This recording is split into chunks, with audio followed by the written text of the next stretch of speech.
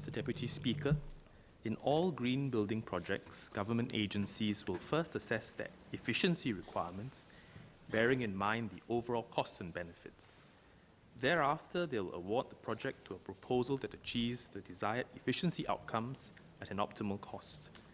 There are systems, processes, and controls in place to achieve this. While consultancy and construction fees are driven by market forces, the public procurement frameworks ensure that agencies pay fair and competitive prices. In addition, the Centre for Public Project Management, or CP2M, compiles norms for construction costs and consultancy fees for agencies, reference to aid in budgeting for projects. CP2M also works with agencies to review the design of major infrastructure projects to ensure cost effectiveness and value for money. Based on a study conducted by BCA, buildings that meet the Green Mark Platinum standard cost up to 5% more compared to buildings that do not meet the required energy efficiency outcomes. However, the additional costs are more than offset by the savings from reduced energy and water consumption.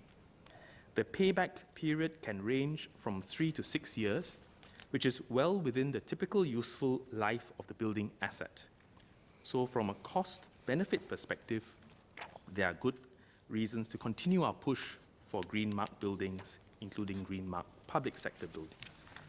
But beyond cost-benefit perspectives, there are also other reasons why we need to push for green buildings. Last September, BCA and NUS, for example, released the results of a joint research study which suggests that green mark buildings provide a healthier indoor environment for their occupants. Occupants were also generally more satisfied with their indoor environment and were less likely to experience symptoms of sick building syndrome. Sir, ultimately, the public sector must walk the talk and continue to take the lead in demonstrating our commitment to urban environmental sustainability.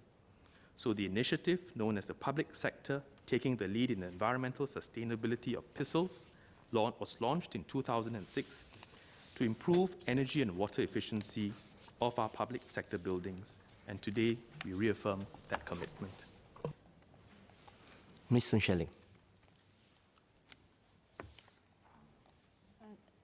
Thank you, Minister. I have 3 supplementary questions.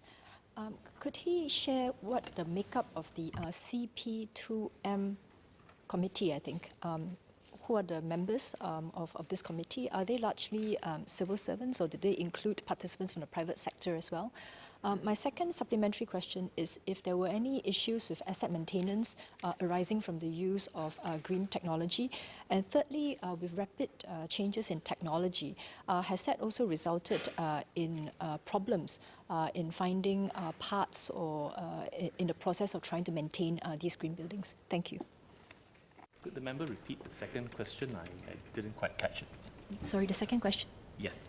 The second question was with regards to whether there were any issues with asset maintenance arising from having green buildings, I mean, be it spare parts or... The third question was with regards to changes in technology.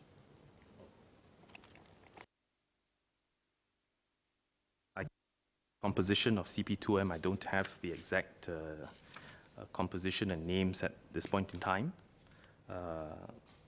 Second and third questions relate to availability of replacement parts as well as technology. What was that about technology? Sorry. So the second question was if there were no changes in technology, if you had gone back to the same manufacturer or the same construction company, whether or not there were any issues with the replacement of parts. So if technology had been constant. I think my third question was if you had a change in technology, let's say industry-wide, and you had to look for a new construction company, then would that cause issues? Thank you. Mr. Deputy Speaker, when you look at the requirements for a building to achieve green mark, there are a variety of criteria. Some of them involve the incorporation of technology, such as filters to remove particles from the air to make the indoor environment healthier.